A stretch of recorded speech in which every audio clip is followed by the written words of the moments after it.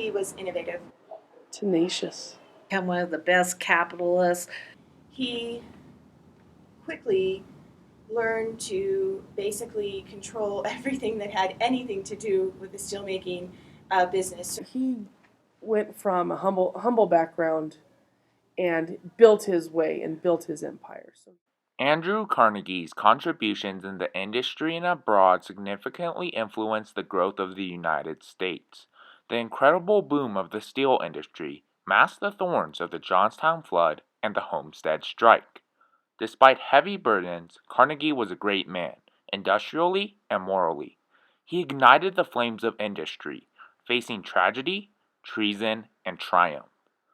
But above all else, Andrew Carnegie was a superhero.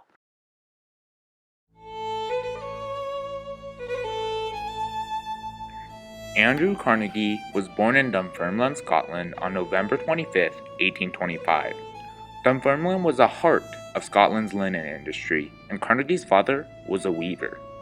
Carnegie's interactions with the linen industry would later inspire him to start a business of his own. When steam-powered looms became widely established across Scotland in 1847, his father's skills became needless, and the Carnegie family spiraled into poverty. Carnegie later recalled, "I began to learn what poverty meant. It was burnt into my heart then that my father had to beg for work. And then and there came the resolve that I would cure that when I got to be a man." Well, I think Andrew Carnegie was a rags to riches story. I started out as a young man working to help support his family, and then of course started investing and eventually became a steel mogul. In 1848, the Carnegie family immigrated to Pittsburgh, Pennsylvania, the steel manufacturing center of the United States. They passed by New York, a growing city that caught young Carnegie's eyes. He later recalled, "New York was the first great hive of human industry among the inhabitants of which I had mingled, and the bustle and excitement of it overwhelmed me." From thereafter, Carnegie migrated from job to job until he met Thomas A. Scott, superintendent of Pennsylvania Railroad. Scott offered Carnegie an occupation in his company. In 1861, upon the eve of the Civil War, Scott and Carnegie were hired to become superintendent of military railways. Carnegie noticed the development of machine guns demanded large quantities of iron, igniting his ambition to pursue business.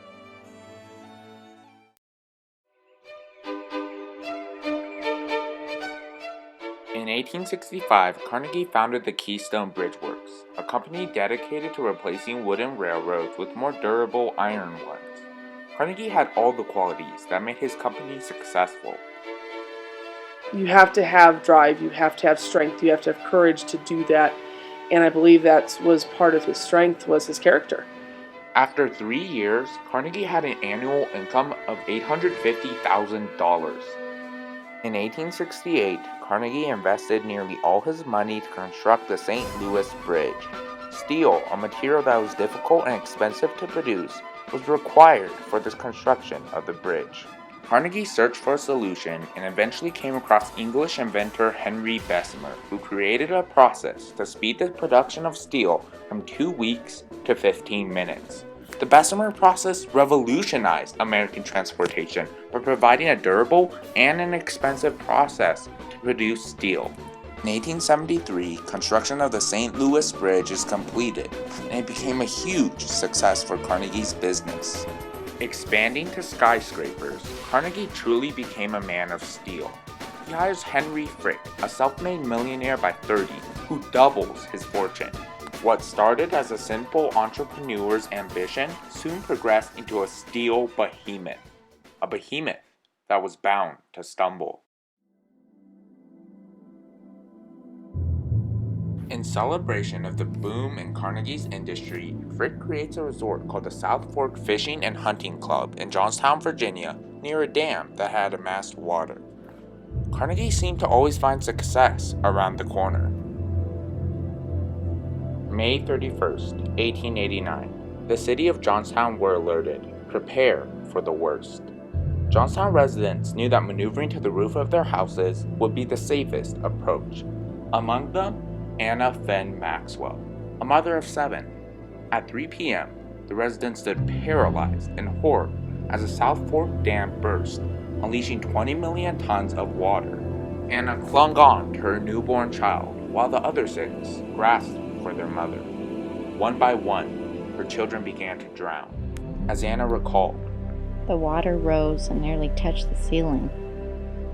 The air was stifling, and I could not tell the moment the children had to give up and drown.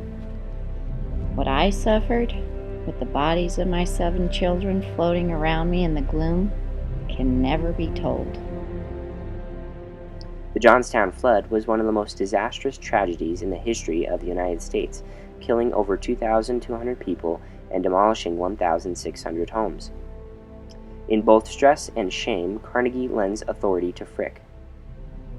The company pours millions of dollars into the Homestead Steel Works, a steel factory in Pennsylvania. In order to obtain more profit, Frick slashes wages and maximizes work hours, stimulating deep sentiment between the workers and Frick. On June 30th, 1892, the Homestead workers stage a strike, lasting 143 days until the Pinkerton detectives, mercenaries hired by Frick, assault the workers, killing 9. The hymn of the Homestead workers illustrated the inhuman conditions they were in.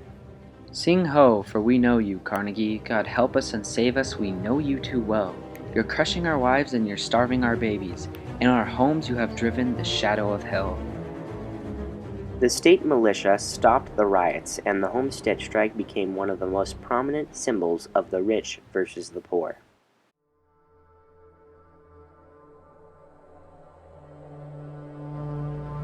After the devastating tragedies, Carnegie's reputation became soiled. He was faced with pressing burdens, but only then did Carnegie's true character to help the poor develop. Carnegie donates millions of dollars to aid rebuilding Johnstown. In 1889, he wrote The Gospel of Wealth, urging other wealthy billionaires to have a moral obligation to help the poor. In an excerpt of The Gospel of Wealth, Carnegie warns, "The man who dies rich dies disgraced." In 1901, the Man of Steel decides to rest his cape and sell his company to J.P. Morgan for $480 million. Throughout his life, Carnegie donated over $350 million.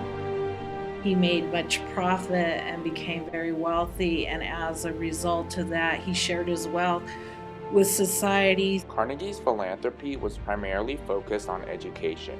Despite his own insufficiency of education, Carnegie had a strong interest in books. He spent $56 million on public schools alone and funded over 3,000 libraries, 35 of which were built in Colorado.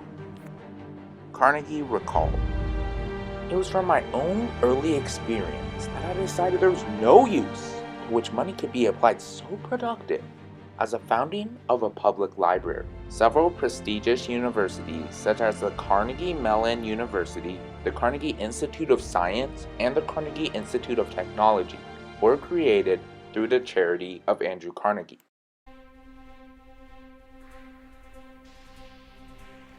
Carnegie passed away on August 11, 1919. As a Scottish immigrant, Andrew rose from the poverty to achieve a lasting impact on American industry.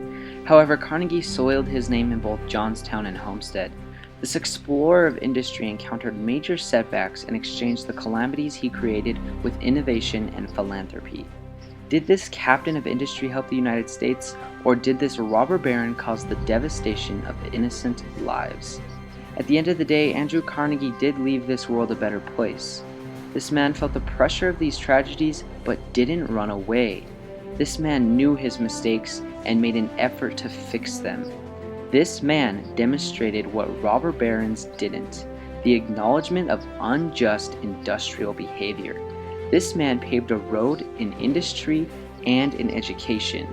This man is known as Andrew Carnegie, a true man of steel. As the Man of Steel once said, "To try to make the world in some way better than you found it is to have a noble motive in life." Now we pose the question, did Andrew Carnegie achieve that noble motive?